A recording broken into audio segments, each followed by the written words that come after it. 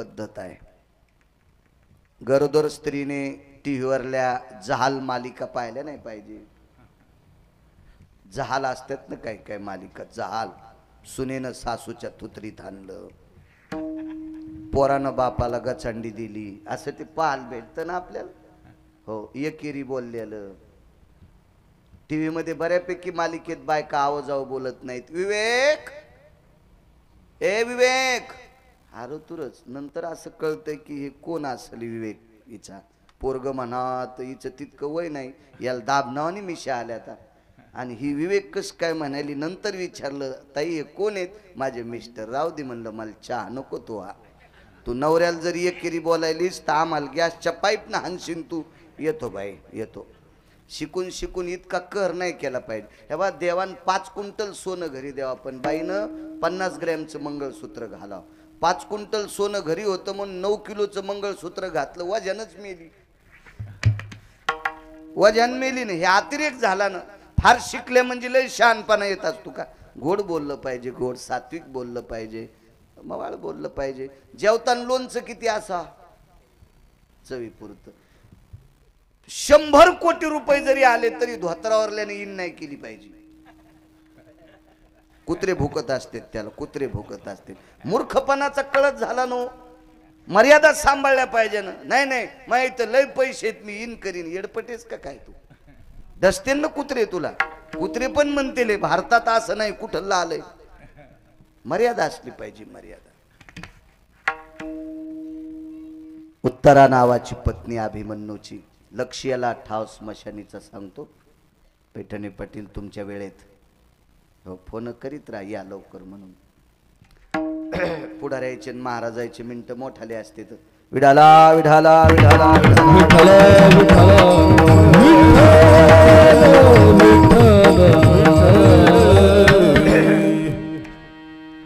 योग असाला. आईच्या पोटात गर्भसंस्कार झाले. हरिपाठ वाचावा, ज्ञानेश्वरी वाचावा, विवेक संपन्न इतिहास वाचावा. आपत्य सात्विक जन्माला येत असते.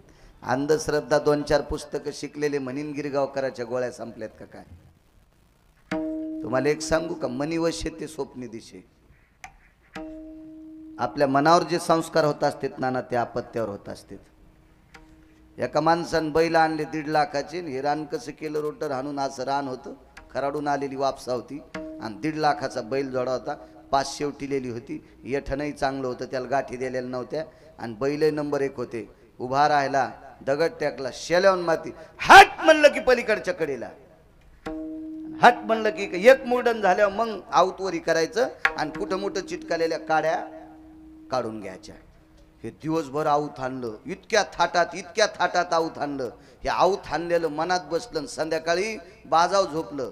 हट म्हणायचं स्वप्नातच आणि बाजावून खाली उतरायचं, बाज कानोडी करायचं ना असं करायचं. पुन्हा बाज टाकायचं, पुन्हा झोपायचं. 10-5 मिनिटाला हट की पुन्हा असं करायचं. मनीवशे ते स्वप्ने दिसे. संस्काराचा दोष असतो.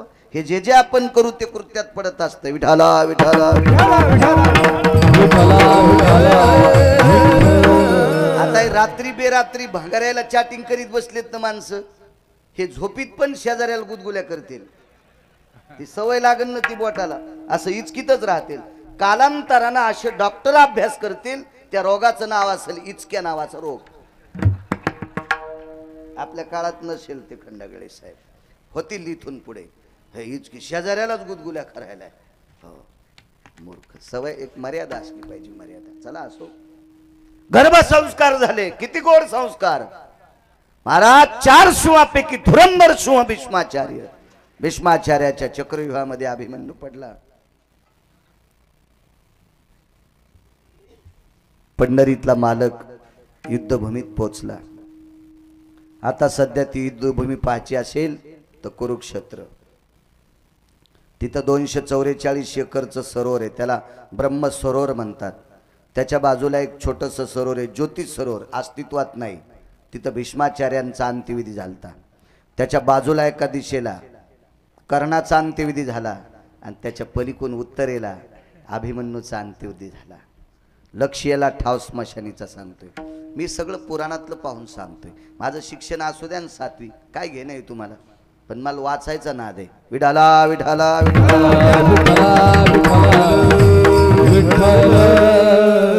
आता शिक्षण ते कमी शिकलो, ते आमची परिस्थिती तशी असेल. चला आपलं नशीब खोटं, तिथपर्यंत शिकता आलं नाहीत. मी एका चपक्यात कलेक्टर झालो असतो. मला मेमरी कार्ड चांगलं दिलं. ह्या उसावाल्या ट्रॅक्टरवाल्याचे गाणे ऐकू ऐकू मी 450 पाठ केलेत.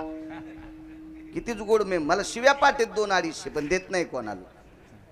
म्हणजे 5-7 बाऱ्या वाचिलं की पाठ होतंय. ते उसातल्या ट्रॅक्टरवाल्याला काही कळत नाही वरी गाणी किती लावा काय नाही. ते गाण्याच्या नादात ट्रॉली माल पालथीन तिथे मुंडकं घेऊन जातं. करा माप काय पपेच माय मोजी तू का आता पळण ट्रॅक्टर माग असते. अनावधानानं एखादी नैसर्गिक आपत्ती असेल, त्याच्यात ट्रॅक्टर पालथ झाला असेल, हो द्या. ऊसाच्या ट्रॅक्टरवाल्याला आवर्जून सांगत असतो, राजे हो, ज्याचं उघडं दुकान आहे त्याचं नाव शेतकरी आहे. ज्याचं दुकान उघड्यावर आहे त्याचं नाव शेतकरी रे. पायात बूट नाही, सर्प इंचू काढा, बॅटरी बरोबर नसते रे. लेकरू सांभाळल्यासारखं पसापसा पाणी घालून त्या ऊसाची टिपरी वाढवते. ते सावकाश तुम्ही कारखान्यात न्या, तुमच्या कुळात 3ऱ्या पिढीला तहसीलदार जन्माला येईल. असा जर कोणी ड्रायव्हर असेल तर, आणि जाणून बुजून कट हाणून ट्रॉल्या पालथ्या करीत असेल, कायम स्वरूपी ट्रॅक्टरलाच हवा भरशील.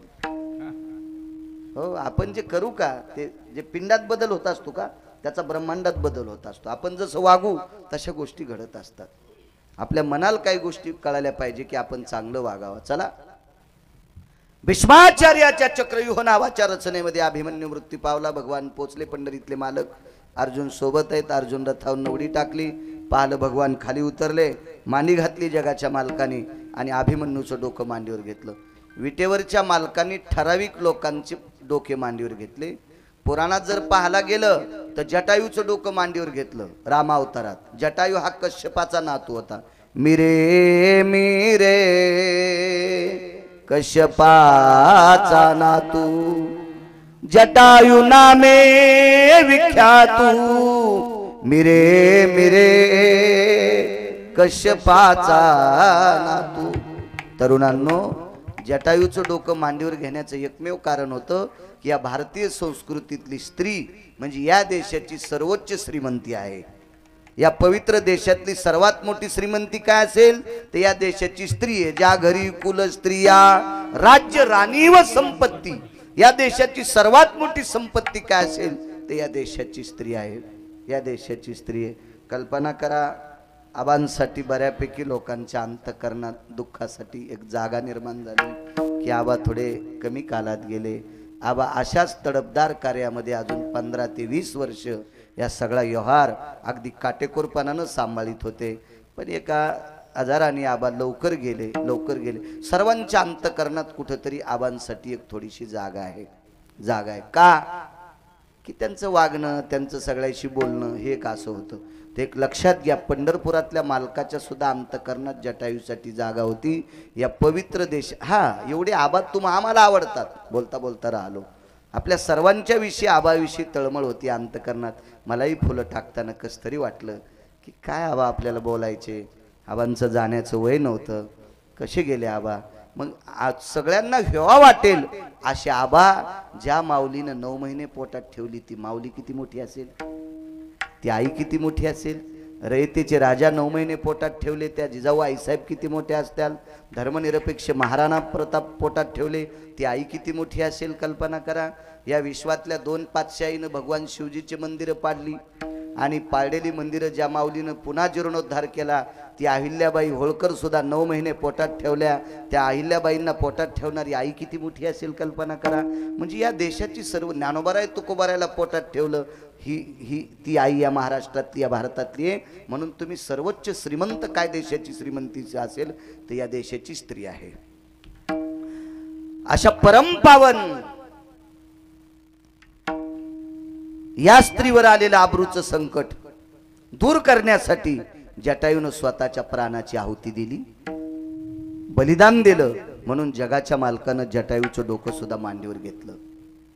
अभिमन्यू तर शूर आहे, एक निधडावीर आहे. त्याचं डोकं मांडीवर घेतलं आणि प्रभू विचारत होते, काय अभिमन्यू. काय नाही मामा. मामा कोणी माहिती आहे का? पंढरपुरातला मालक. अभिमन्यूचा सख्खा मामा आहे, सख्खा मामा. मामाला भाचा मांडीवर पडल्या पडल्या बोलतो, मामाश्री काय नाही हो, 2-3 तासाचं आयुष्य पाहिजे, जयद्रथाचा शेवट करायचा. कारण जयद्रथाने अभिमन्यूला लात मारली होती. जयद्रथ कोण होता माहिती आहे? जयद्रथ आत्याचा नवरा होता. दुर्योधनाची बहीण जयद्रथाला दिलती आणि जयद्रथ हा आत्तेमामा होता. मेहुण्याच्या पोराला लात मारली, इतका हरामखोर जयद्रथ होता. महाभारतात 24 लोक हरामखोर होते. शकुन्या, जयद्रथ्या, दुःशासन्या, एक इन्मक नावाचा व्यक्ती होता. मी शकुनी म्हणत नाही, शकुन्या म्हणतो. तुमच्या प्रांतात शकुनीचा पाहुणा आहे का कोणी? मग काय भीती आहे आपल्याला, काय भीती? हरामखोर होता शकुन्या. किती हरामखोर सांगू? स्वतःच्या लेकरा इतके बहिणीचे लेकर प्रिय असले पाहिजे. स्वतःचे लेकर किती आवडतात तितके लेकर बहिणीचे आवडले पाहिजे. आणि बहिणीच्या पोरायला पत्ते खेळायला शिकले या भाडव्यानं, म्हणून हे शकुन्या म्हणतो मी त्याला. त्याला पत्ते म्हणजे लुडो नावाचा खेळ होता. हा लुडो नावाचा खेळ शकुन्यापासून सुरू झाला ना. म्हणून तुम्ही आरोप करू नका पंढरपुरातल्या मालकावर. भगवान कृष्ण परमात्म्याने कौरव मारले नाही, अर्जुन पांडवांनी कौरव मारले नाही. कौरवाला मारलं कोणी? त्याच्या सख्या मामानं, शकुनीन मारलं. शकुनी इतका नालायक होता. महाभारतात इन्मक नावाचा एक व्यक्ती होता. इन्मक, मी मागच्या 3 महिन्यापूर्वी महाभारत वाचिलं, त्याच्यामध्ये इन्मक नावाचा व्यक्ती सापडला. 78 लोकांच्या पंक्तीला इन्मक बसला होता. सर्वात चोळीची गाठ सुटल्याच्या नंतर पाहिलं कोणी असेल तर इन्मकानं पाहिलं. इन्मकानं शकुनीला सावध केलं, शकुनीनं दुर्योधनाला सावध केलं आणि मग सांगितलं, विठाला विठाला विठाला भरलेली चोळीची गाठ सुटल्याच्या नंतर तूप वाढायला लावणारा हरामखोरी इन्मक होता. याचं नाव लक्षात ठेवा इन्मकाचं. इतकं पापी आणि दुराचारी इन्मक होता. या इन्मक इतका नालायक. इकडे जटायू किती अधिकारी असेल. विश्वाच्या मालकीनीवर आलेलं संकट दूर करण्याचं काम ज्यानं केलं, स्वतःच्या देहाचं बलिदान केलं, म्हणून जगाच्या मालकानं मांडीवर घेतलं होतं.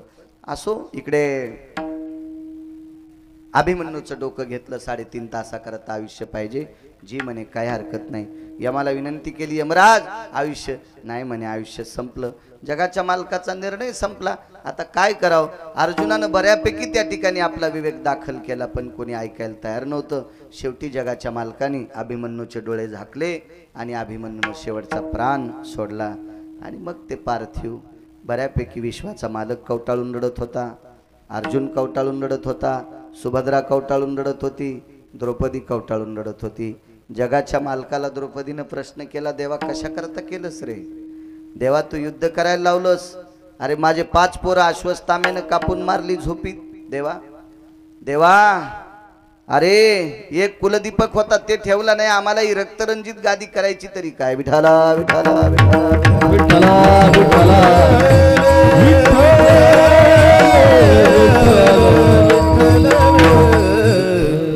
तिथल्या फुलाची एक कॅरी बॅग होती, ती पाकळ्या केलेल्या, ती एक कॅरी बॅग घेऊन या. आपण इथली ती फुलं देऊ आणि मग शेवटची आदरांजली आबांना समर्पित करू आणि मग आपण पूर्णविराम करू. बाकी मग थोडेसे कोणाच्या श्रद्धांजल्या होतील आणि मग प्रसादाचा कार्यक्रम होईल. त्यानिमित्त दशक्रियाचा भूदेवांच्या हाताने पिंड विसर्जित केलेला आहे. आजच्या 10व्याचा पिंड, उद्या 11व्याचा पिंड, 12वा पिंड, 13वा पिंड आणि 14व्या दिवशी उदक शांती विधी असं म्हणतात.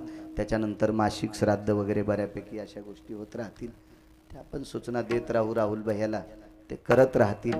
तसा सात्विक व्यक्ती आहे आणि चांगल्या माणसांच्या सान्निध्यात आहे. आदरणीय उशे साहेबांकडं बऱ्यापैकी राहुल भैयांचं वास्तव्य असतंय, जाणं येणं असतंय. खूप मोठे दोघांचा एकोपा आहे. साहेबही फार कृपेचं सांगतात. त्याच्यामुळे आम्ही सांगितलेलं राहुल भैया टाळणार नाहीत. जो जो विधी आबांचा करायला लावू तो राहुल भैया करतील, यात काही शंका नाही. अभिमन्यूचं पार्थिव सर्वांनी कवळलं. प्रत्येकाच्या डोळ्यातून पाणी येत होतं. ते पार्थिव उचललं आणि ज्योतिष सरोवराच्या बाजूला चंदनाची चिता रचली आणि त्या चितेवर अभिमन्यूचं पार्थिव टाकलं. या देशाचा भरताच्या नंतर, राजा भरताच्या नंतरचा जर राजा कोणी झाला असेल तर त्याचं नाव धर्म नावाचा राजा आहे. आणि धर्माच्या नंतर गादीवर बसण्याच्या लायकीचा कोण असेल तर अभिमन्यू होता. पण अभिमन्यूचा योग संपला. परीक्षिती बसला नातू, अभिमन्यूचा मुलगा बसला, त्याबद्दल सोडून द्या. पण एवढा मोठा या भारत देशावरचा 3रा राजा ज्याला अभिमन्यू म्हणावं, त्याला सुद्धा गावाच्या बाहेर न्यावं लागलं. म्हणून मालक पहिल्या कडव्यात म्हणतात, झाला प्रेतरूप प्रेतरूप शरीर